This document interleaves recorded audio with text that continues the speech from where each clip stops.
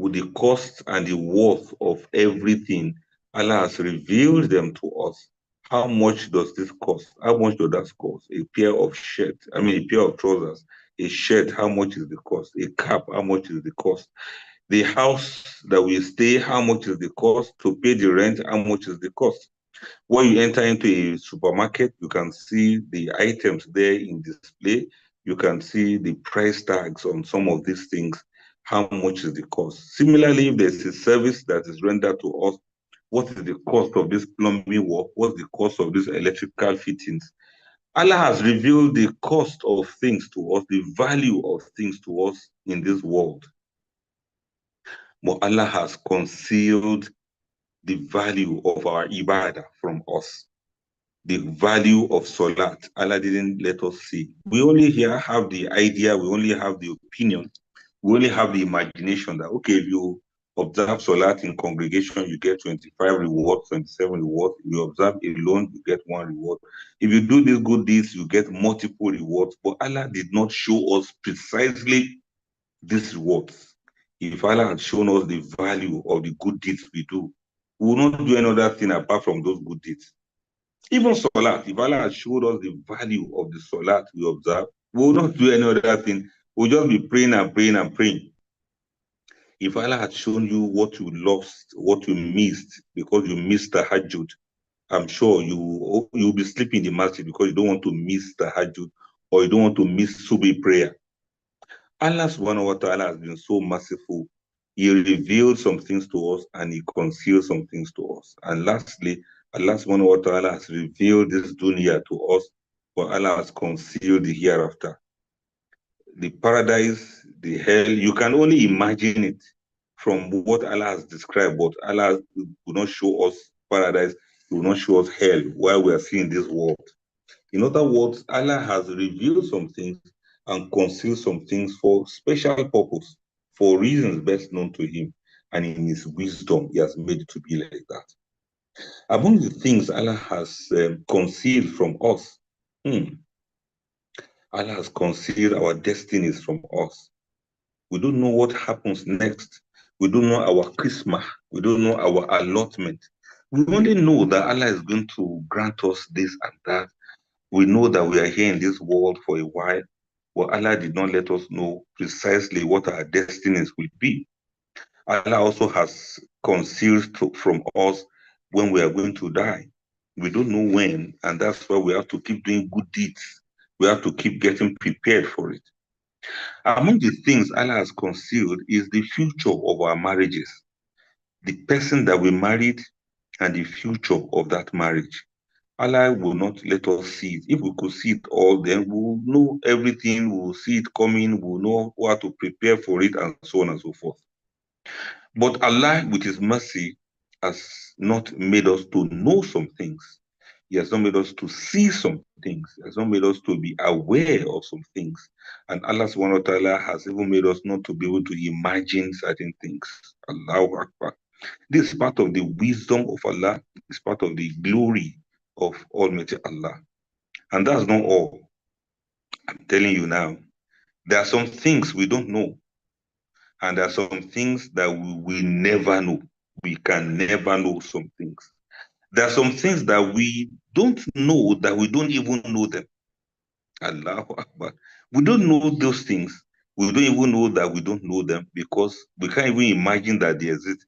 Is it not something that you know exists that you say, okay, whether I know about it or not? Some things, in fact, many things actually exist, but we don't know that they are actually existing. And that is to show the limitations of humans. When now comes into matters of marriage, we want to look at conflicts, what causes conflicts, and so on and so forth. And sometimes these conflicts, they can be ameliorated. Sometimes these conflicts, we can treat them. And sometimes these conflicts, they lead to divorce on their own.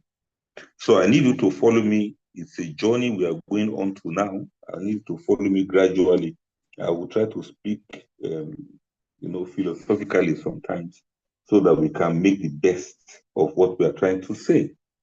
To have conflict and to be able to have conflict resolutions or conflict management, or sometimes what we refer to as things that result into fight between couples. All of this, we shall try to look at them in piecemeal. Everywhere in the world, people fight. Everywhere in the world, people have conflict. Fighting seems to be part of human nature. People fight, people quarrel, people abuse each other. Fighting started right from the time of Kabil and Habil, when Cain and Abel, when Cain killed Abel. And since then, human beings have always fought. Some fights lead to death, some leads to serious injury, some create separation and enmity between people, and others bring peace. Sometimes people have to fight before they get peace. As for the fight that leads to death, remember the story of the man who came back from work and he met his wife fighting with somebody. He joined in the fight, and then the fight resulted into trouble. We have seen a lot of issues, a lot of situations like that. How husband and wife will fight, and then it results into serious injuries and becomes a lot of problems for them. We have seen that before. And you see, the thing is, we should know that everyone in a relationship argues, we quarrel, we disagree, and we also fight. Sometimes some people will scream, sometimes some people will fight, but the surprising part of it is the loudly scream that you have and the frequency of your fight does not predict the outcome of your marriage. To say that you don't fight at all doesn't mean your marriage will last. And to say that some people quarrel a lot doesn't mean their marriage will not last long. What qualifies as fighting fair in marriage essentially comes down to how each partner feels when they leave the ring, when they leave the boxing ring.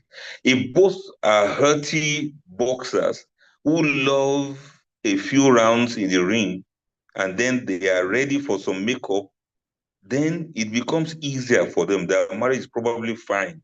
They know how to fight, they quarrel, and then they settle. They fight, they quarrel, then they settle. Marriage becomes sweeter. After a while, they have disagreement. For those, it is good.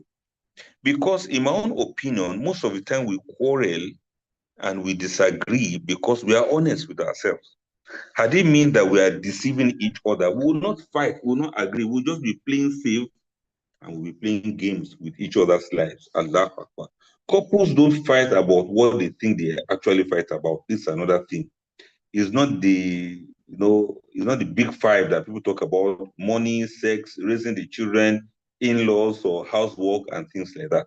Lovers fight when they believe their partners don't care about how they feel. They fight about the pain of disconnection. They fight about the pain of dislocation or displacement of love, displacement of priority.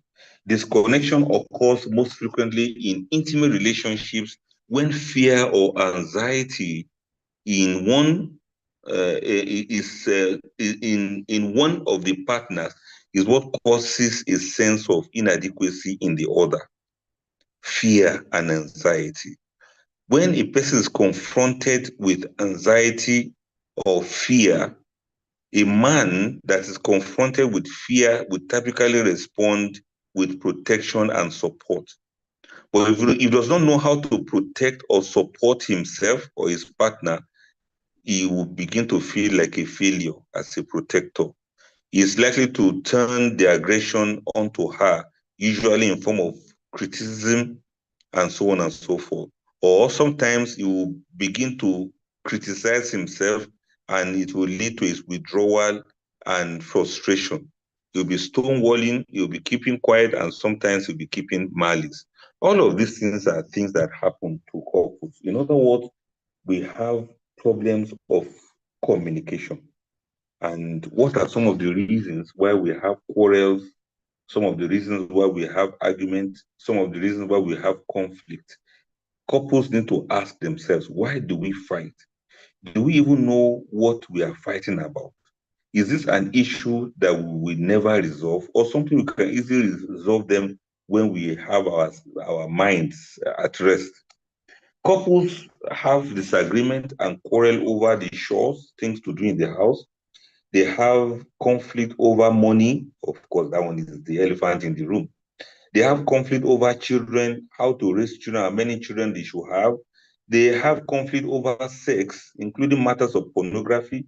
They have conflict over matters of infidelity. And like I mentioned earlier on, over communication. Some don't just know how to communicate. Some people have conflict because of time, the time they spend on each other, spend for one another, or spend on the computer watching TV or handling the telephone. This can become sources of conflict. Jobs, what you do and what I do for a living can be sources of conflict, whether it takes too much of the time and so on and so forth. Our lack of recreation or the type of recreations we crave for can also be problems. Matters of neatness and tidiness can be sources of conflict. Some annoying habits can come up to be sources of conflict. Jealousy is very interesting. Past history can be sources of conflict. What did you do before? Who was your ex? Who were you dating before we got married? Past history as regards to whether you have been divorced before, whether you have had a failed marriage in the past. Whenever anything happens in this present marriage, you are always on edge, you are scared, and you are very defensive. That's another source of conflict. Then we can have substance abuse. For couples who have this fitna going on in their marriages, husband is doing drugs or the wife is abusing some substance. This can also be sources of problem in that family. Then we also have pointless or silly issues, issues that shouldn't even bother anyone. Because some of us, we don't know how to let go. We hold on to issues that are not even important. Matters of third party that shouldn't be your business. Some of us, that's what we conflict ourselves about. Then we also have in-laws coming in. That's another issue. We have to look at all of these things as time goes on. So why do couples fight? Why do they have conflict? Number one, to win or to get their way. For some couples, it's either my way or the highway. I'm telling you, some of us are stubborn, stubborn. We are very stubborn, and we know that we are stubborn. Some of us, we don't like anybody to criticize us. We don't like anybody to speak to us or correct us. We always want to win. That's our problem. Sometimes we quarrel in order to vent. You are pressured, you are under pressure, you are under some stress from work, you have some painted anger inside you. Some of us will have some anger inside our heart, some anger. I'm talking about brand new anger that we have never used before. We kept them inside the carton, wrapped in some sheets, kept in the corner of our heart. Some brand new anger we have never used before. We are keeping them for our spouses. So that any slight thing that happens like this, we just use it as an opportunity to bring out those anger that are inside us. It may not have anything to do with your spouse. You are just one that is crazy with anger, anger that you don't want to let go of.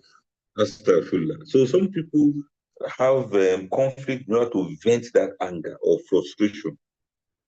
Sometimes we do it in order to have control, total control over your spouse. There's no need to conflict, there's no need to quarrel, but you just want to be in control. You want to dominate your spouse by all means. That can be a problem too. Then, like I said, to clear the air, sometimes we have conflict because some matters are, they keep lingering there and we want to clear the air. So we shout, we talk just to, you know, let the other person understand our positions on issues.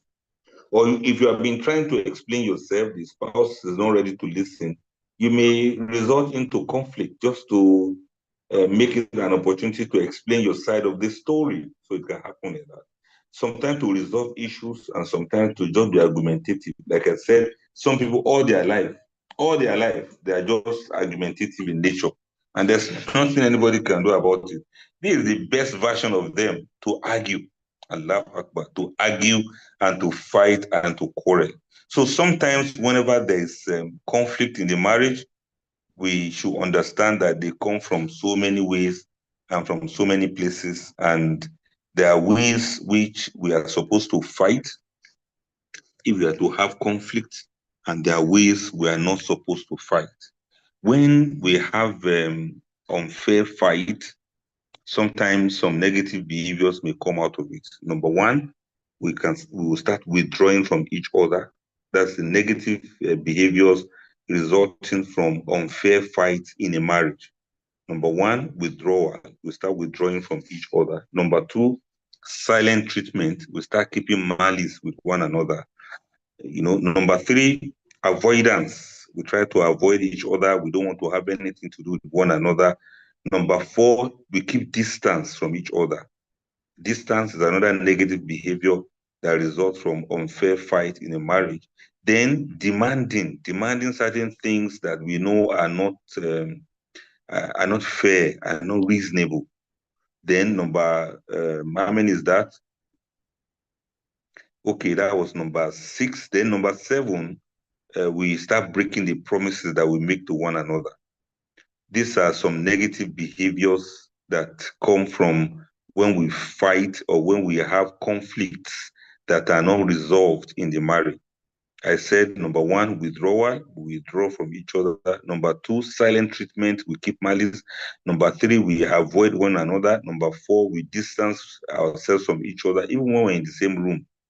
Then we also demand some things from each other, and then we break promises. Then let me add, we become mean. Allahu Akbar.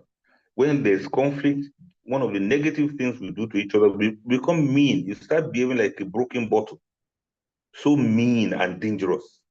All of these are negative behaviors. As Muslims, we must understand it's not haram for people to have conflict, but there are certain ways through which we should not handle conflicting matters in our marriages. There are some feelings that come alongside, when these conflicts are there, they are not resolved, and we are looking at it in a negative way. Number 1, that is the negative feelings resulting from fights in a marriage. Number 1, you feel ignored by your partner. And the more you feel ignored, the more you feel unloved. The more you feel unloved, the more you feel the hurt the other person has done to you. And when you feel this hurt, you become more angry. And the angrier you become with your spouse, the more hopeless you become in the marriage. Do you see how one thing leads to the other now? When we fight or we have this conflict that we don't treat, or we fight in an unfair manner, these are the kind of feelings that it generates. We feel ignored, we feel unloved, we feel hurt, we feel anger, and we become hopeless. We feel insulted also. When somebody says something, no matter how harmless it is, it sounds like insult to you. We feel worried. No matter how much you try to pretend, the worry is there. You'll be troubled in your mind. Allahu Akbar. Then sometimes we feel abused by our spouses. Any correction or any criticism, we feel abused. Sometimes it's not physical abuse. Sometimes we feel our intelligence is being abused. We feel our loyalty is called to question. So we feel abused generally. And then we feel useless.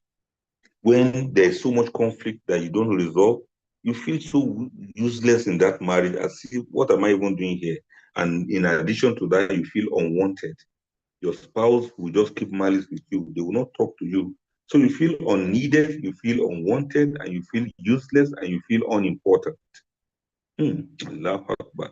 You feel unimportant. You know what it feels when somebody feels unimportant? How it is when you are feeling unimportant in the marriage. It's like you are like a useless person. There's no other way to describe it apart from that. Then you feel unnecessary in the marriage. Whenever you start feeling like that, you see the conflict is getting dangerous to you, to your health, and to your feeling. You feel put down about that. Whenever such things begin to happen, what can you do about that? Number 1, take responsibility for what you do or what you do not do. Take responsibility for your fault in that marriage. If you feel worried, you feel abused, you feel useless, then you have to look at it now. What exactly have I done to have deserved this? Then you should also learn to fight fair. Fighting fair means that you can fight, you can have conflict, but be fair to one another, be just to one another. then you should listen to one another. That's what couples should do. Listen to each other. Okay, what exactly are you trying to tell me? What exactly have I done wrong? And when the other person is explaining what you have done wrong, don't be defensive. Just listen first. Don't try to be a mind reader also. Don't say, okay, I know what you are thinking. I know what you are saying. I know what I've done wrong, and I know why you are creating this confusion in this marriage. Don't try to be a mind reader.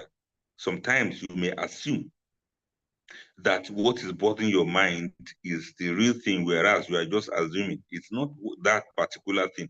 Sometimes it doesn't even have anything to do with you. Clarify what you think your spouse is saying. If they say something, please clarify. Okay, are you trying to say that A, B, C, D, so that the person can, and you can be on the same page? If you need to cool down, take time out. Whenever there's conflict, take time out. Sometimes it's not every time you resolve it. Sometimes you have to give each other some time, you know. Like some people used to say that, oh, don't go to bed annoyed with each other. You must have heard of that advice before. They say, don't go to sleep without treating the problems. I say, it's not always true. Sometimes you just give each other some space. You may be suffocating each other without realizing it.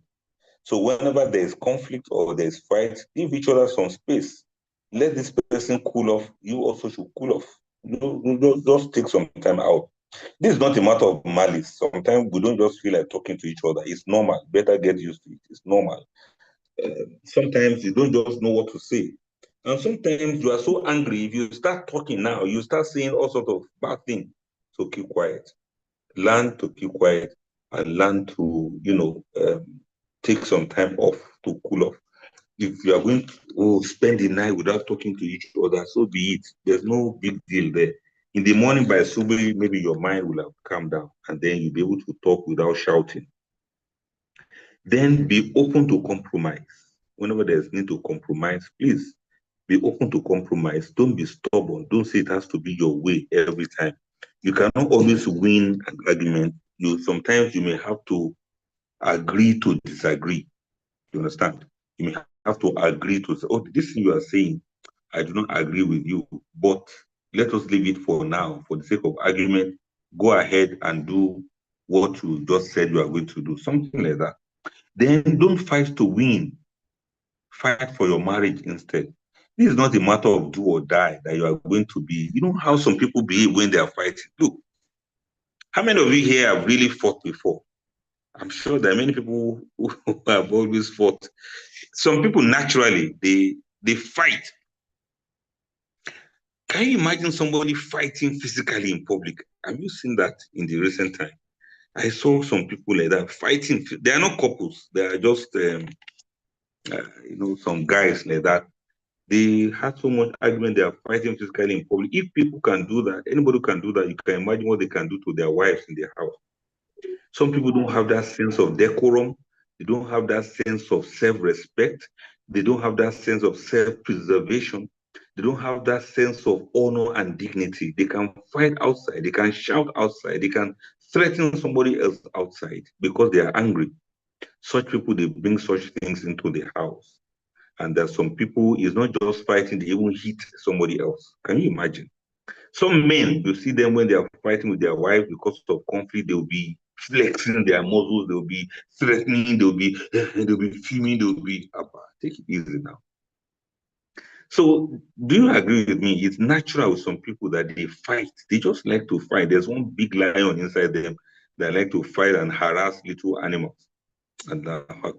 So please, if that is your own nature, you are married now, you have to curtail it, you have to suppress it, and you have to control it.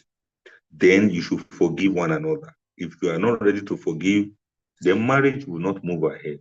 Please, forgive each other. Forgive each other.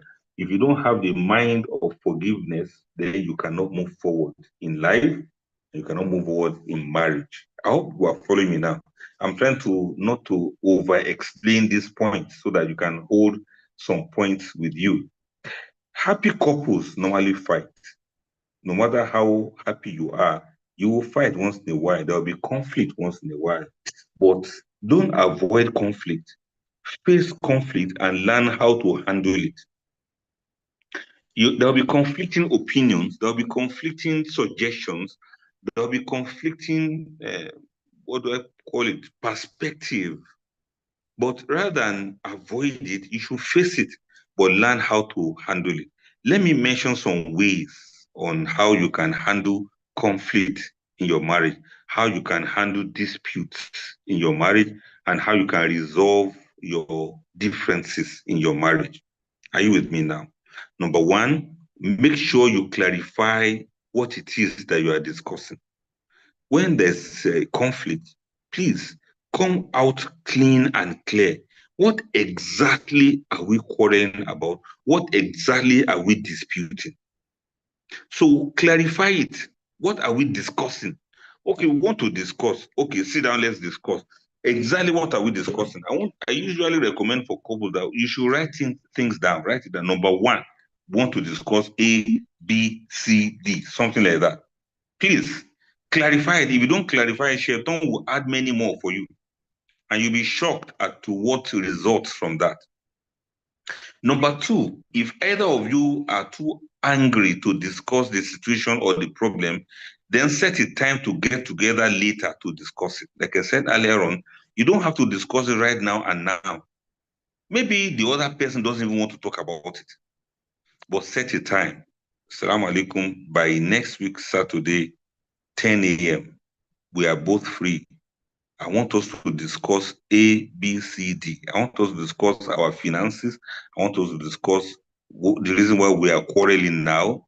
Let's put it aside for now, but next Saturday, let us find ways of discussing it. I want to discuss, but I'm not in the mood for that discussion now. So let's fix this time. Agreed, agreed. Shikena, that's all. It can be, it sounds very easy the way I'm saying it, but for some couples who are very stubborn and who don't like to hear words, this may be difficult for them. But please stop being stubborn and stop being difficult. If you don't want to talk about it now, or we are both angry about a particular situation or a particular problem, let us fix a time that will be convenient for the two of us to do it. But mind you, let me tell you, men don't like sit down, let's talk. Men usually avoid it. If you say, we got to talk, you see men running away. And that is why you have to let it be at its own time. Okay, what time do you want us to talk about this so that we can talk about it? Number three, be flexible and open to other solutions than your own. A willingness to compromise is very important. The Quran normally calls it sulhu, wa sulhu khair. And the Quran used to say that when there's a problem between husband and wife, فَلَا جُنَاحَ عَلَيْهِمَا أَنْ يُصْلِحَا بَيْنَهُمَا صُلْحٌ وَصُلْحُ خَيْرٌ. There's no sin on the couples to do compromise. Sulhu is compromise. So be flexible, brothers and sisters. Be a little flexible. There are other solutions than your own. There are other opinions than your own. You don't have to agree every time, but you should recognize the fact that the other person also has their own opinion. In life, is not only one way that can solve a problem. There are many other ways to solve a problem. And stop thinking your own way is only the only way. Your way might be the best. You know what I mean? Your own opinion might be the best, but it's not the only one. There are so many bets. It depends on how creative you are. It depends on how organic you are in resolving matters and providing solutions to problems. So be very flexible and be open to other solutions and other opinions apart from your own. Number four, don't push one another's buttons. This is another thing now. Respect your limit and respect me too. Don't push my buttons. You know the kind of thing you can say that can really get me angry. Please don't push me. Don't say you always so. You are not a responsible person. Don't abuse me. Don't accuse me. Don't press my button. You know the kind of buttons that can drive me crazy. Don't use it against me. You are my husband. You are my wife. You know me very well. But don't use some of the things you know about me. Don't use it against me. One of such could be for somebody to be very sarcastic. You know, don't be sarcastic or attack one another's self-image. Don't say that, hey, you see, you can't even talk well. That's how you be blabbing. You know, that kind of thing. Don't say, I know you're a liar. You always lie. You want to start lying again. Those kind of things. I know you are not honest. You know the kind of thing you have done in the past. Don't bring the past up. When there's a fresh conflict, let the conflict remain fresh and new. Don't bring about this is what you did last year, this is what you said last time. Don't bring that on, don't bring that about. May Allah make it easy for us and guide us right. I didn't know time has gone so fast like that. May Allah forgive me. But let's continue to see how we can wrap up very soon. Don't interrupt one another. Listen, be aware of your own body language and what your body may be saying. Talk in calm, respectful voice. Ranting and raving accomplishes nothing. Don't be raving, don't be ranting, don't be shouting, don't be screaming. Stop behaving like a wild animal because you are quarreling. Take it easy, be respectful, lower your voice, and talk in a calm way. Remember that a fair argument can enhance a marriage. Fight for your marriage not to win, but to maintain peace in your marriage. How do you keep the big peace in your marriage? Let me quickly mention them in few words or in few steps. Number one, like I said, go to bed angry. There's nothing wrong with that. If you are angry, just chill out and cool off. By tomorrow morning, you'll feel better. Number two, take a break. Even a 30-second break can help a couple to push the reset button on a fight. You can stop and step out of the room and you reconnect whenever everybody is a little calmer. So take a break is important. The Prophet ﷺ said, if you are angry and you are standing, you should keep quiet. If you are still feeling angry, you are standing, you should sit down. If you sit down, you are still angry, you can lie down. If you lie down, you are still angry, just get up, make ablution, and then do nafila. And what does that mean? It means take a break. Then own to your part of the fight. You understand? Stop, don't let down, letting down our defenses in the heat of battle seems counterintuitive, but it's actually very effective with couples. Don't be too defensive. That's what I'm trying to say. Don't think because somebody said you are wrong, then they are killing you, or it means you will never be right. Don't say because you feel guilty in this quarrel, in this conflict, then the whole world is upside down. Take it easy now. When they criticize you, doesn't mean that you are going to die. So don't take it personal. When your spouse says you are wrong, sometimes some people can insult you, you feel insulted, you feel demeaned, but look, shake it off. It has nothing to do with you. It doesn't show on you physically, so that you don't just keep moving around with a label on your head that hey, my husband insulted me, oh, my wife abused me, something like that. So what I mean is just take it easy with yourself. Shut up also. It's not every time you have to talk. It's not every time you have to have something to say. It's not every time you have to have an opinion. It's not every time that you have to be right. When there's conflict, sometimes just shut up and listen. Just take it like that and keep quiet for once. Talking and wanting to prove yourself at all time doesn't really help the matter. Allow your wife to say what she has to say. You don't have to have a response. Allow your husband to express himself. You don't have to be defensive. That's what I'm trying to say. Shut up. Then ban this word, but, that people normally say.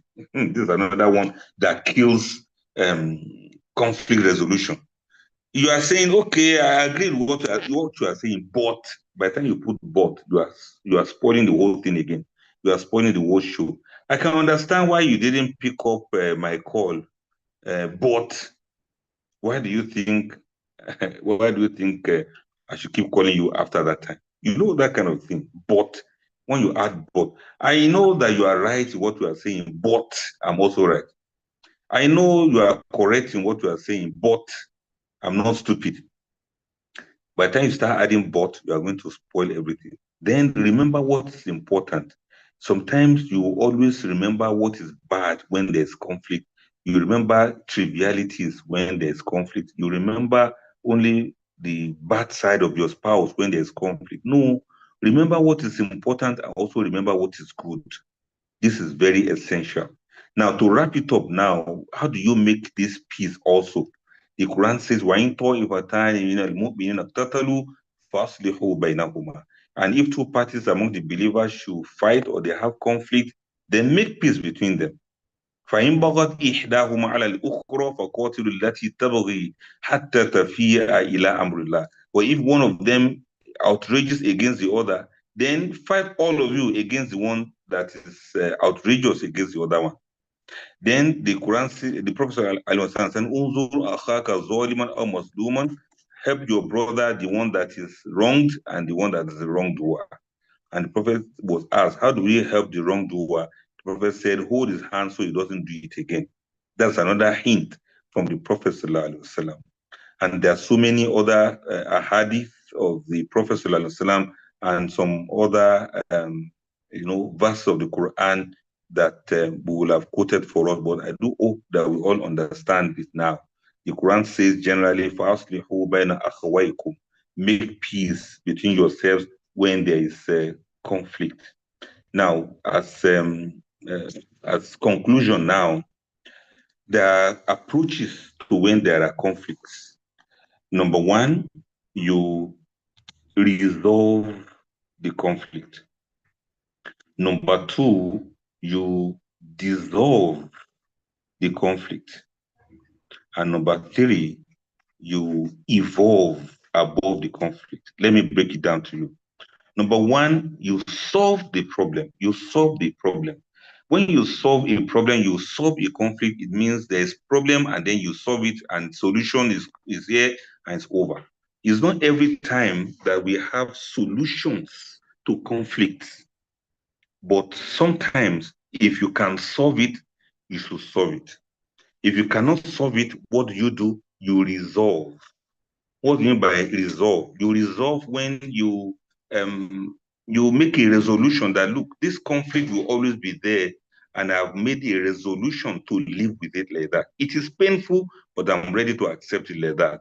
We want to resolve it because I know that it may take a long time before these things can get resolved, but I'll keep making effort in order to resolve this matter. It's after you resolve that we say you reached a resolution in this regard. Then number three is you dissolve the conflict. I've mentioned solve, then I've mentioned resolve, then number three, you dissolve it. You know what it means to dissolve something? It's like when you put salt inside water, it dissolves, right? So you dissolve the conflict. It means the conflict is no longer there. It has disappeared. It's like when you add salt inside a cooking, inside a soup or a stew. Salt is bitter on its own, but when you put it in equal proportion inside your soup or your cooking, it kind of enhances the taste. You don't taste the bitterness of the salt anymore. Rather, you taste the sweetness of what you are cooking. That is what it is when there's conflict and you dissolve that conflict. It doesn't exist anymore. It has now become part and parcel of the marriage that's now made the marriage to be sweeter than before. This person can talk a lot, but you have dissolved it. That talk now is now useful to your marriage. Your husband is a workaholic, but now you have accepted that that is his life. You cannot do without that. Except if the things are things that cannot be compromised. But it can be bitter, it can be painful, it may not taste nice in your mouth. But when you put it in your marriage and you look at it from another perspective, you shift your perspective or perception of the conflict that's at hand.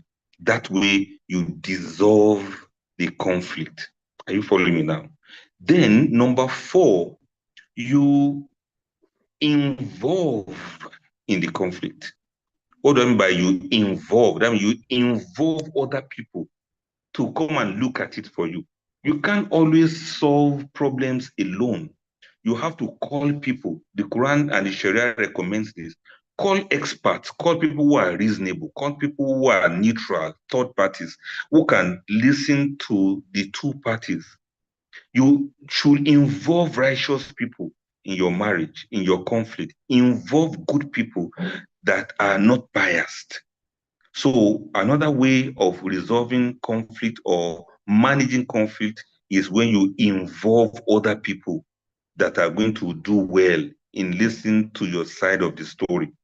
And when you involve good people that are reasonable, they will tell you your fault. They will tell your husband or your wife his own fault too. And that way, even if everybody is guilty, they will tell both of you that you are guilty. If everybody is right and it's shaitan that is only playing with your head, when you involve righteous people, then you remove shaitan from your marriage. Please don't involve shaitan in your marriage. Shaitan is not part of the equation. Don't involve shaitan in your marriage. But what did I say? Involve righteous people, people who are trustworthy, people who are just and upright. And lastly, you evolve the conflict. What do I mean by evolve? You grow above it. Some of the things you have been fighting over for many years, there should be a time when both of you should be tired and stop fighting over it. Evolve, grow. That's what it means. Grow. You can't, Allah Akbar, you can't continue to complain about the same thing over and over. You want to die there. So don't die there. Evolve, grow up. Stop complaining. Stop quarreling. Stop fighting. Husband and wife, I can imagine some people used to hit each other physically. By now, you have overgrown that one now. You have outgrown it. You keep malice too much. You have outgrown malice. Stop. Malice is something for children, little children, to say, okay, you offended me yesterday. I will not play with you today. Or you didn't allow me play with your toy yesterday. I will not play with you today. It's children that behave like that. So you should evolve, outgrow it, become matured, shut up and grow up, and stop pulling troubles here and there. Stop creating chaos here and there. Stop creating confusion here and there. It's possible that your spouse is not any better, but you are not any better either. Maybe you are even the main cause of the whole of these things because you are intolerant, you don't understand anything, and you don't want to understand anyone. So let me rewind and replay it now. Number one, when there is conflict, you solve the conflict. Number two, if you cannot solve it, then you resolve the conflict. That means you decide to stay with it like that.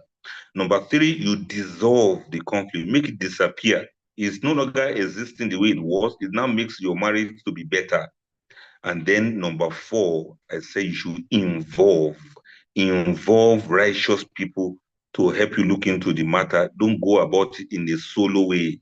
And number five, you should evolve, outgrow it, and become mature people who understand that conflicts are part of life. They find ways of avoiding what they can avoid, and they find ways of turning the whole thing around to become better for them. So let us grow. Let us evolve. Let us get better. To evolve is to be totally different from whom you had always been. And a butterfly is not a better caterpillar. I mean, you know, a butterfly story starts from being an egg, then becoming a caterpillar, right? The caterpillar that crawls around. No, there's a transmogrification. The caterpillar has evolved to become a butterfly now. You can see the vast difference between the two of them. So you evolve, you don't become a better caterpillar, you become somebody else that is different entirely. That is, in a nutshell, how to approach conflicts within a marital relationship. May Allah make it easy for all of us. I'll stop here, inshallah. Wassalamu alaikum wa rahmatullahi wa barakatuh. Wa alaikum assalam wa rahmatullahi wa barakatuh. Jazakumullahu khairan, Ustaz. A lot of gems from the presentation. Give us a minute because we have live audience as well. Bit of echo.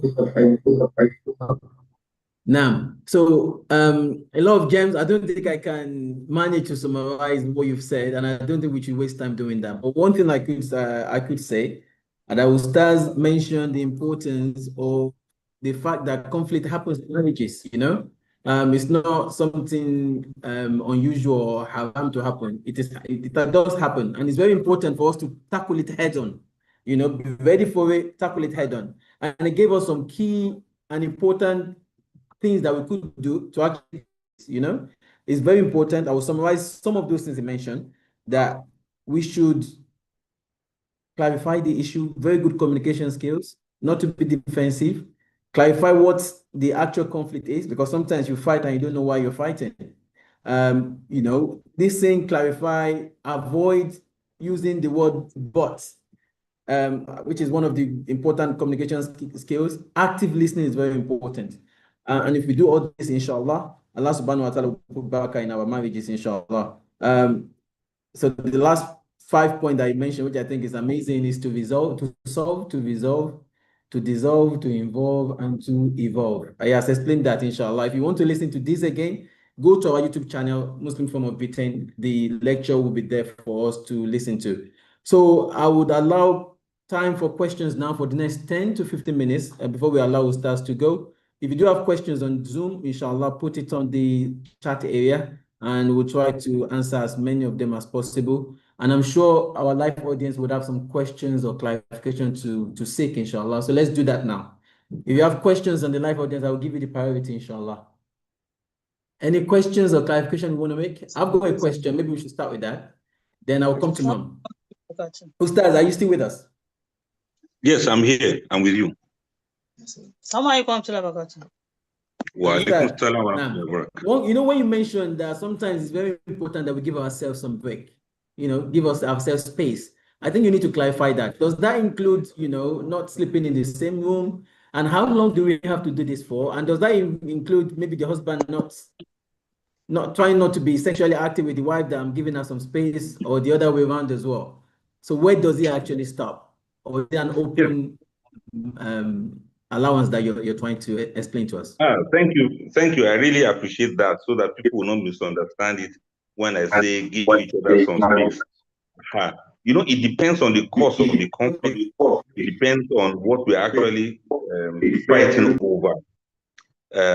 Giving each other space is sometimes you just want to wrap your head around some things. You know, you just want your spouse to understand what you are saying, and you want yourself to also understand. But this doesn't mean that we run away from our primary duties. I need to clarify that very well, and that's why I'm so happy that you asked. Primary duties in responding to each other's salam, that's one. Primary duties in waking each other for prayers, if you do that, you know, husband and wife, or for tahajjud. Duties of, okay, I want to fast on Thursday or fast on Monday, for the couples to cooperate in that regard, especially when it comes to intimacy. Look, you guys should learn how to fight with civility. There are, permit me, let me quickly explain this because this is very important. There are 3 ways to a marriage.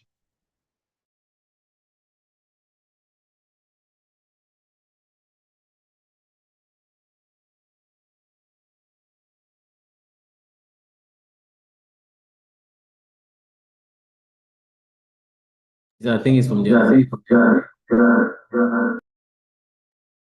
think there's an issue with the internet.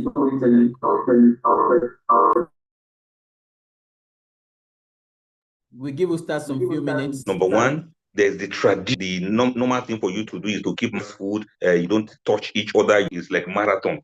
They keep malice in that family as if they get a lot after keeping malice. People who don't know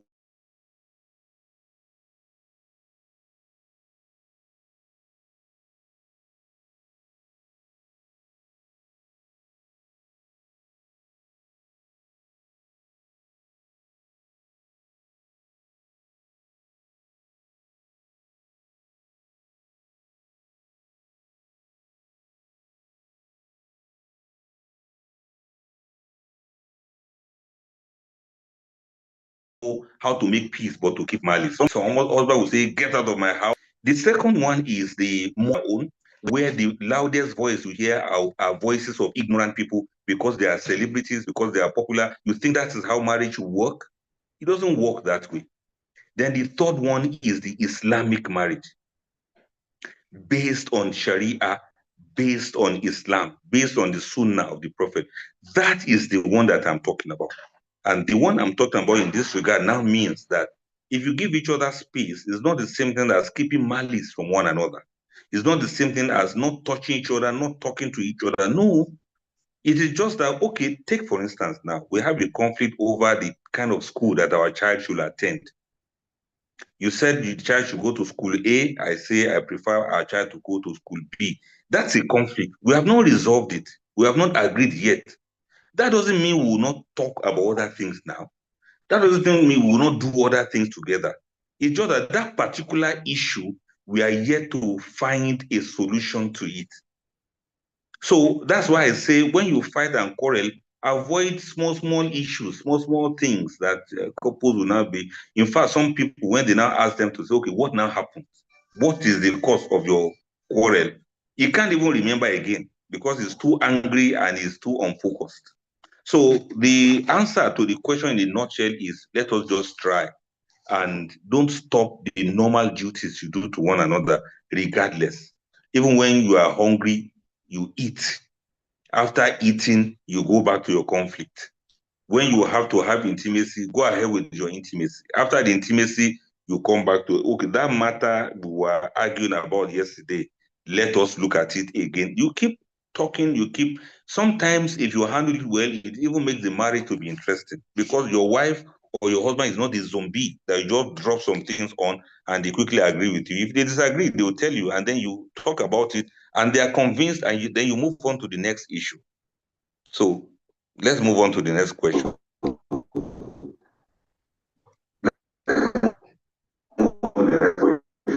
We've got lots of questions.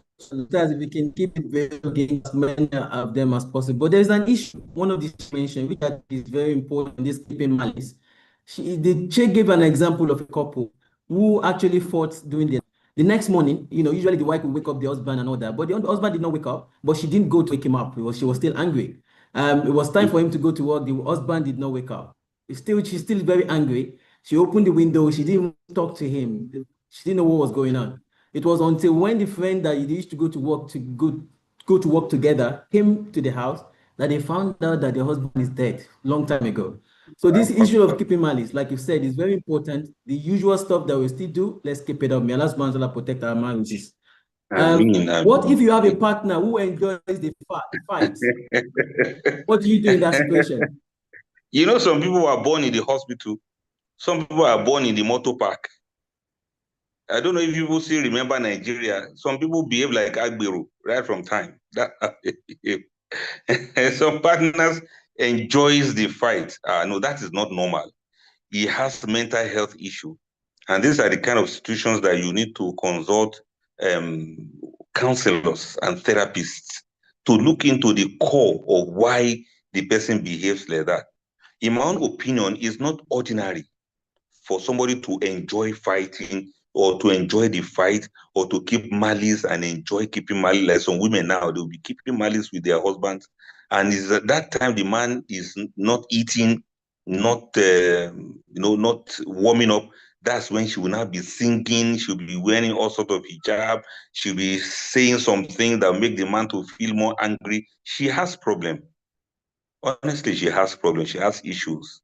So if you have a partner who enjoys fight and quarrel, then you need to see a therapist who can look into his past. Maybe he's coming out from a trauma. Maybe he has had issues with his parents. Maybe he's growing up. That's all they do in their families.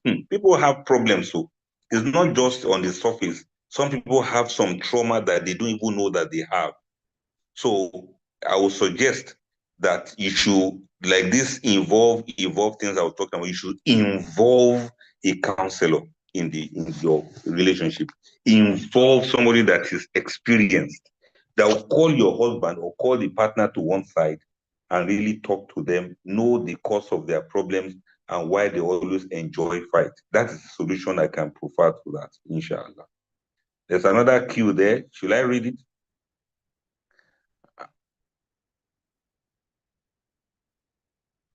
Yes, how can one resolve a conflict that has a spiritual dimension? That is a spouse inferring that someone is the cause of not making one's progress financially. Okay, yes. That is maybe one spouse is saying the other person or somebody else is the cause of they are not having financial progress. Well, there are spiritual things, but there are also paranoia. Some people are just paranoid. You keep suspecting everybody that they are the ones responsible for what you are going through. Sometimes if there's fight, you have the choice sometimes to discipline yourself. If you don't want to fight, the other person cannot fight with you. That's one thing I want to emphasize. Your own personal contribution to the fight is there. However, I will not dispute the fact that there are some spiritual undertones to some of these things. Some people are going around with what we refer to as floating curse. They are carrying curse around with them. Only Allah knows where it came from. As Muslims, we believe that there is sihr. We believe that there is sorcery. We also believe that there is evil eye. You are the ones that have put your marriage out there on the internet, on the social media, on your DP, how everything is going on smoothly between you and your spouse. Then evil eye catches up and then you start fighting each other without any cause. We may be the ones responsible for that. That is, you attract evil eyes to yourself. Sometimes we are envious of one another, and sometimes we are just confused about life. Sometimes we are having existential problems and we don't know how to solve it, so we start accusing the other person. But on a real aspect or another dimension of it is that somehow there's a financial problem that people may have that can be spiritual in nature. If you have that kind of problem, you should involve people who can do ruqyah for you, or people who can do special prayers for you within the provisions of the Sharia. But it is not nice to accuse your spouse that he or she is the one responsible for your financial problem. I don't know why some people, when they are having financial breakthrough, they don't accuse their spouses of being responsible for that. You hardly hear somebody say, you are the one that's responsible for my riches. But when there's problem, they look for somebody to blame. I want you to involve a therapist or a counselor who can diagnose the problems, who can look at what is wrong with you and trace it for you in a scientific way so that we can know that, okay, what is actually happening to you is ordinary or it is not ordinary. So sometimes we just need counselors, we just need mentors, we need people to put us through. It's not that we have spiritual problem, it's just that we don't have somebody that can mentor us so that we can be successful in life. So I want to put it in between. It is neither here nor there. It is neither completely spiritual nor completely individualistic. It is possible that there's something in between that ordinary eyes cannot see. So involve people who can really look into the matter for you. And that's part of the counseling we do from time to time. When couples are confused, we need to look into it, critically within what the Sharia has permitted. May Allah make it easy for us. Another person says, are spouses allowed to be separated for weeks over arguments between their children? I think you've already answered that, Sheikh. Let's move on to the next one question. The one under that. The one under that is, should women in a second marriage expect less from her husband? What does that mean? How can you expect less? To say you are in a second marriage doesn't make it to be less. I hope nobody is trying to treat you like that. To say you are in your second marriage doesn't mean that you will not be taken care of. Doesn't mean you have to be fending for yourself. Doesn't mean you have to be carrying your responsibilities by yourself. Except and unless the man is unable to, and we see the proof that he's not able to do that. Apart from that, please, no woman should be treated less because her second marriage. Whether she's married into a polygamous home or she left a marriage to marry another man that is single, whichever one, a woman is a woman, a wife is a wife, and that's why we are not supposed to emphasize on first wife, second wife thing. A wife is a wife. You can't say this is my first wife, this is my second wife, this is my third wife, this is my last wife, or this is my least wife. No, you don't do that. For men who understand polygamy very well, they don't do that. And for men that are responsible as Muslims, don't treat a wife because she's in her second marriage, don't treat her less than. But from whatever thing you can afford, go ahead and do it for her. But not that you abandon your responsibilities and you tell her to be taking care of herself. May Allah make it easy for men to live up to their expectation in this matter. I've got a question on the ground here, Sheikh. I would allow somebody from the audience here, please. Okay, please go ahead. Thank you.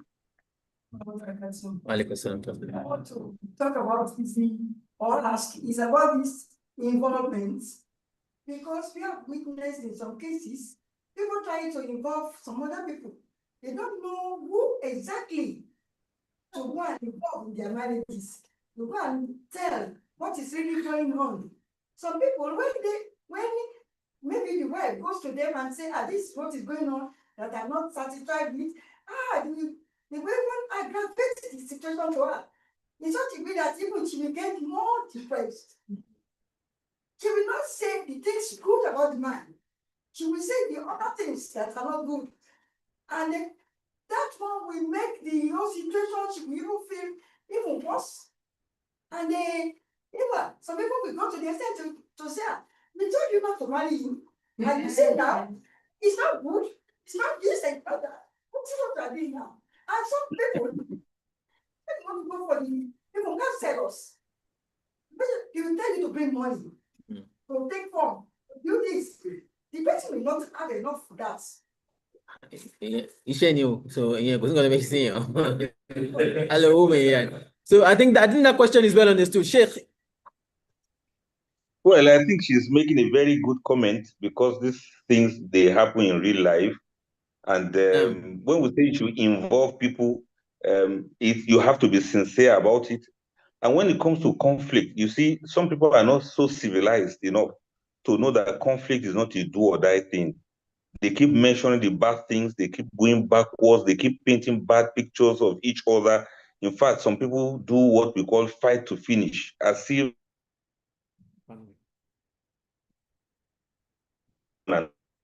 another. Some people are very destructive. I feel very sorry for husbands or wives who have such people as their partners.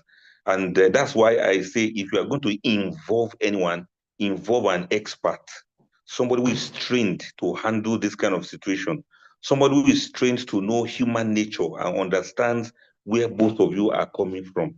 If you just call your friends, or you call your imam, or you call just anybody around, and after the whole conflict is tabled out, people will always be looking at you with bad eyes, because you have told them the kind of things that they shouldn't hear. But for trained counselors, there's no type of night that the witch has never seen before. There's no type of conflict that counselors have not seen before, that they have not heard before, that they have not handled before. So whenever it happens like that, the trained counselors and experts, they know how to handle such situations, and they know how to put everybody in their place. I want you to please don't involve devilish people who go out there and start broadcasting what they hear. A counselor is like somebody who works in the mortuary, somebody who washes dead body. He doesn't come out to tell what he saw. And a counselor is exactly like that. Whenever people are before the counselor, everything they say is private. It is very personal to those couples, and it will ensure that their confidentiality and their secrets are well protected. So that is why when you involve, please involve people that you can trust, inshallah. I mean, all right, let's move on. How many more questions can you take, Ustad? It's go quite well, full. I'm here with you unless you are tired. Let's have some 5 or 10 more minutes. That's good. That's good to know. Is it better for a man to divorce his first wife due to an unresolved or so many unresolved conflicts, fearing not being just between both wives if they still remain married? What kind of a man is that? What kind of a man is that? That means you are not capable in the first place. Please don't divorce anyone. Don't divorce one wife because of another one, unless that other wife asks to be divorced. You know what I mean?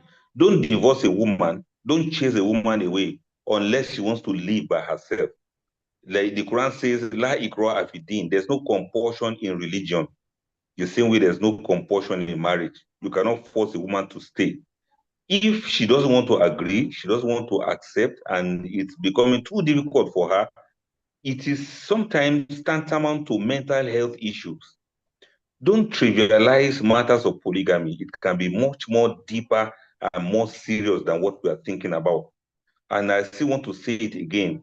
Please involve a mental health expert in this matter. But if she still doesn't want to stay, then please don't force her to stay. However, as a man, don't divorce one because of the other.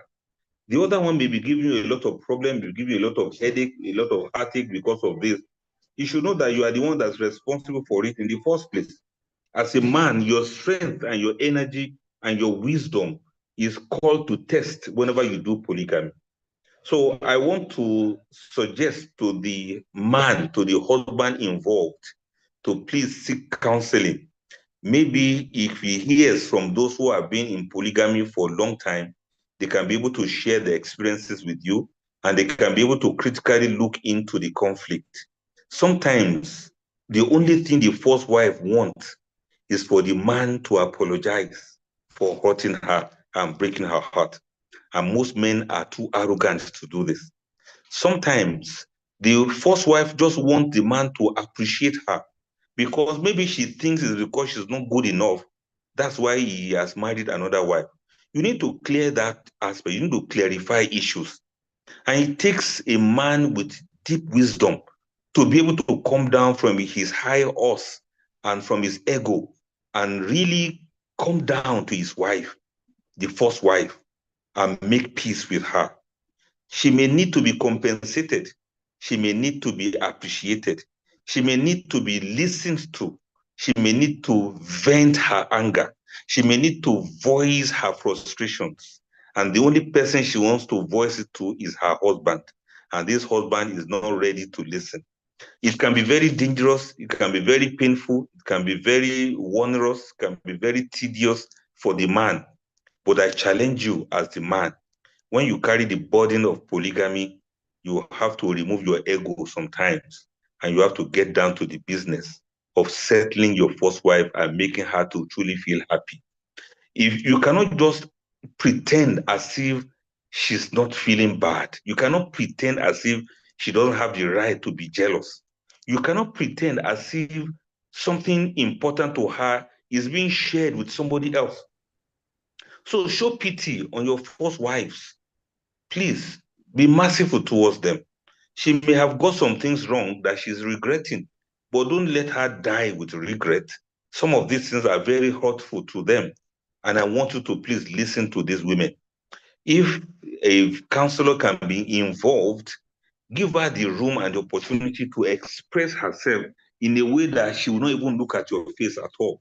And she will tell you the peace of her mind.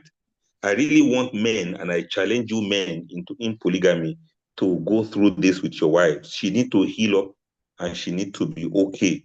So involve a counselor that is also practicing polygamy successfully. And then both of you can rant and express yourself. Once some women say these things out, it is over, it is done. But don't force her to pent it up and bottle it up. But please don't divorce her except she insists that she wants to leave. Then you cannot force her to stay. Inshallah. Sheikh, there is an important question here which I want you to deal with, please. There's a Now, spouse saying that how do you resolve and solve and involve and evolve with a spouse who refuse to grow in faith? And some of the issues that they mentioned is that it doesn't pray, it doesn't give zakah. And how do you manage this and without one of the other spouse feeling that he or she is the enabler? How do you resolve or solve or evolve? Well, you say have to involve now. You have to involve somebody to talk to him. You don't keep quiet when a man doesn't pray. You don't keep quiet when he has stagnated himself in Iman. Some men, they don't grow. Shishi, like this. He doesn't grow. The only thing he knows when he was in primary school about Islam, that's what he knows now in his 40s, in his 50s. Some men are stagnated and they are dangerous to your Iman. He will kill your faith without you knowing it. If a man doesn't pray, he doesn't make zakat, he doesn't give zakat, doesn't make salat, then he's as good as he's not a Muslim man. So I want you to involve, get people to talk to him, and if he doesn't change, if he doesn't want to keep making salat, or if he doesn't want to do the necessary things, he doesn't want to increase in Iman, then you have to evolve. How do you evolve as a wife? Well, you just continue to do your own thing regardless. There are many things that are involved in a marriage, and I cannot say here with this divide of this technological device, I cannot say the woman should leave the marriage because I don't know the things involved and I need to listen to a lot of things. I need to know what exactly is wrong with that man. Why is he not doing these things? Is it just a matter of ignorance or a matter of arrogance or a matter of maybe he's not being corrected in a way that will make him to change? Or maybe the right person has not spoken to him yet.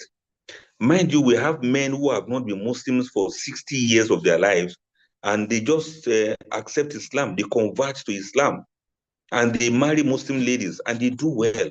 So to say that your husband claims to be a Muslim and he doesn't practice Islam doesn't mean he can never change. Mind you, it doesn't mean that he can never change. He can still change given the right information and for the right persons to talk to them. There's nobody in this world that is how do I put it? When they say something cannot be managed again, we know when they say there's no hope. There's no human being in this world that doesn't have any hope of becoming a better person. So I want the woman to involve those who can talk to him and watch him grow over the years. Number two, I want the woman to also evolve, understand very well that laha ma kasabat wa alayha ma kasabat. Everybody is responsible for themselves in the day of judgment with Allah. Allah will not punish the wife for the sin of the husband. He will not punish the husband for the sins of the wife. Allah will not refuse your own salat because your husband doesn't pray. And Allah will not reject your own zakat because your husband doesn't give zakat.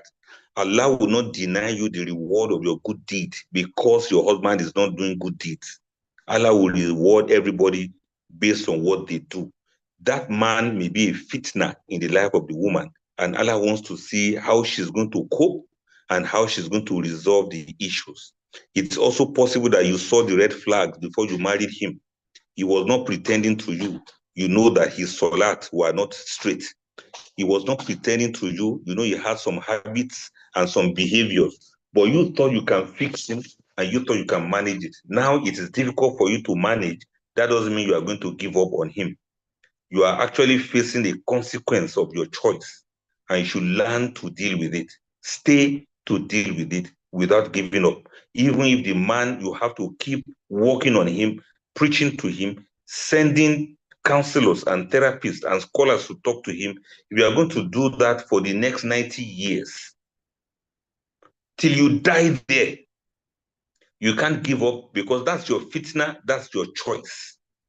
Except if there are some other things that, with consideration, if you consult a counselor, that they can now weigh and say, okay, because of A, B, C, D, then you should leave the marriage. Unless that, if there's abuse, physical abuse, or the man is into criminality, or is somebody who commits zina and brings disease for you, or things like that. Maybe you are treating STDs or STIs that won't go away. It's based on some of those things. And finally, if the man should do Rida, if he says he's no longer a Muslim, if today he says he's no longer a Muslim, then you start your Iddah today.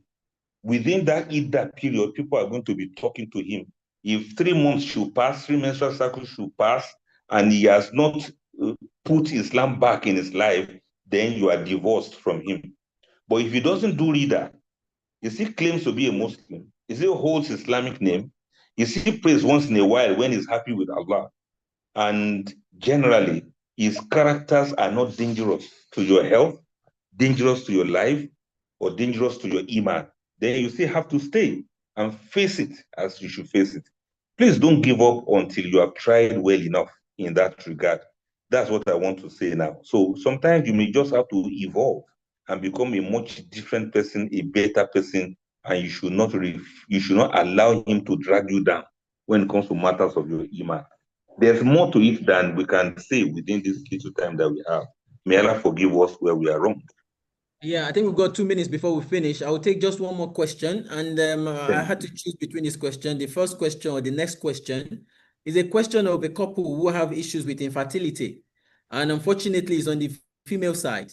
So the questioner is now asked, on what grounds can the father of the husband order him to divorce this wife because he spent a lot of money trying to sort out these medical issues. It's been 5 years now and things are still not happening. On what grounds or what basis? Or is the father allowed? Father-in-law, never mind him, he's not serious. Tell him he's not serious. Did Abu Bakr Siddiq, the father of Aisha Radhiallahu anha, make Aisha to leave Muhammad because she couldn't have a child? If we are Muslims, we are Muslims now. We are being traditional, we know we are being traditional. The reality is that we are talking about Islamic marriage now. No father-in-law has any right to make his son to divorce any woman based on infertility. It is not her own to decide. It's Allah that decides fertility. And if he is doubting that, his iman is shaking. We cannot refer to him as a good, serious Muslim. No matter how emotional he is, it's not even the husband that is saying the wife should go. It's the father-in-law. What's his business now? If he's so eager like that, then his son can marry another wife, have a second wife that can give children to him. It's not all women that will have children. Do you think Aisha Radhiallahu anha did not pray for a child? Do you think Aisha Radhiallahu anha was not crying every month when she sees her menses? When she saw her menses, she would cry. And she would wish to have a child that looks like Muhammad sallallahu alaihi wasallam. But Allah didn't grant her any child. Aisha could have said, look, my husband, that's Muhammad, give me the phone number of Jibril. Then she would have called Jibril and say, hello, Jibo. Anytime you are flying around, please branch our house. I want to send you a special message to Allah for Allah to give me a child. You think Muhammad didn't know the dua to make? No. Allah says, Lillahi mulku samawati wal ard. Yahabu liman yasha. Inathan wa yahabu liman yasha dhukur. Aw yuzawwijuhum dhukrana wa inathan wa yaj'alu man yasha akima. To Allah belongs the sovereignty of heaven and earth. He creates yakhluqu ma yasha. He creates as he wills. And he gives to any person he wants. He gives male, he gives female, he gives male and female, and some people he makes them to be barren. Don't ever give up on any woman, because we have seen situations where after 15 years, I have seen a woman who gave birth after 17 years of marriage. So who is he to give up on the woman? And if Allah decides not to give this woman a child, what can he do about it?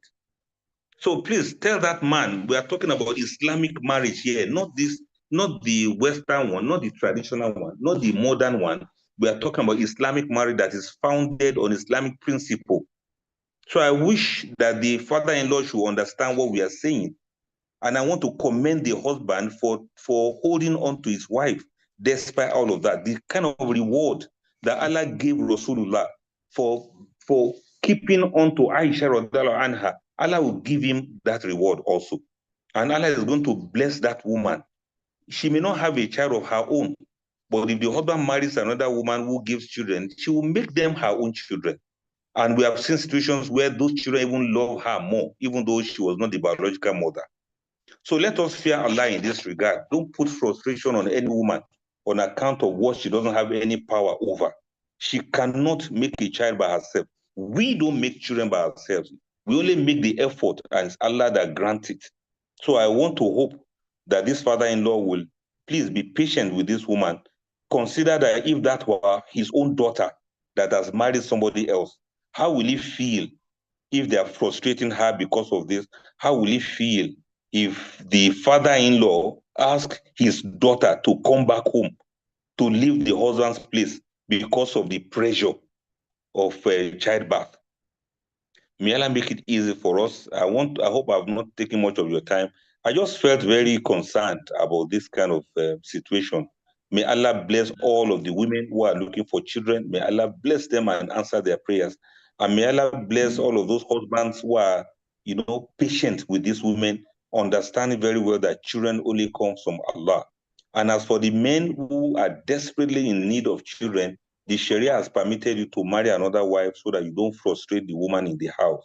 And who knows, maybe when you marry another wife, Allah will eventually answer her own prayer too, the way it happened in the case of Anabi Ibrahim and Hajara and Sarah too. It can happen in this case also. But as for fathers-in-law, please fear Almighty Allah. Your children have their own life. You cannot usurp their destiny into yourself. and you cannot continue to control their destiny for them. Matters are in the hands of Allah, not in your own hand. Don't make yourself to be a Pharaoh in the marriage of other people. I think on that point, we can end today's session. I think that point that you mentioned, this is in the hands of Allah. How many situations have we found that couples who have no issues at all, Allah would not give them children? Those who seemingly have issues, Allah will give them children. So it's in the hands of Allah subhanahu wa ta'ala. Allah gives to whomever He will. So on that note, inshallah, we'll end today's session. There will be another session coming up. Just a minute, Ustaz. Somebody said, can they have my contact or email? Okay, please help me give them my contact on WhatsApp. You can always reach out to me, 08095634971 or 08032346721. You can capture that because this is being recorded. Or you can just, if you have Android phone, you can just download my app. Just type adeyemi.ng. That's all on your Android phone. For those who are using iPhone, you can go to www.adeyemi.ng. You have a lot of me there. On the app, it will be downloaded on your phone. It is free of charge. The app is absolutely free of charge. And then you can see we have up to 130 lectures on the app. You can use the link on the app to access any of these lectures that may likely answer some of the questions that you had wished to ask that we are not here to answer. It is absolutely free. That's why I'm announcing it to you now. Go to the Android PlayStation, is it Play Store they call it? Yes. Play Store, Play Store. Play Store, thank you. Just go to the Play Store, type Adeyemi there, or search for Adeyemi. You will see my picture there. There are many Adeyemis in this world, but you see the one that has my head there. I'm wearing cap with a white and black beard, and I'm also wearing the smile. So you can just download it. You'll see the audio and you see the YouTube link. Then you can always enjoy yourselves with the lectures. But if you have to reach out to me very urgently, directly, one-on-one, you can use that phone number that I just mentioned now. That's +234. You know how it is now. 08032346721 or 0809-563-4971. You will be able to chat with me on the questions we can't answer here now. Thank you very much. Rashida, you can get it from the organizers. Jazakumullahu khairan. Inshallah, we'll be in touch again. We'll bring you back definitely to discuss other topics. May Allah subhanahu wa ta'ala bless you for us and preserve you. And to our audience, Jazakumullah khairan for attending. If you want to listen back, go back to our YouTube channel, Muslim Forum of Britain, and I ask Allah subhanahu wa ta'ala to preserve our life until another couple of months. We'll continue on this topic of conflicts and solution. May Allah preserve our marriages. Subhanakallahumma bihamdik. Ashhadu an la ilaha illa anta astaghfiruka wa atubu ilaik. Wassalamu alaikum wa rahmatullahi wa barakatuh.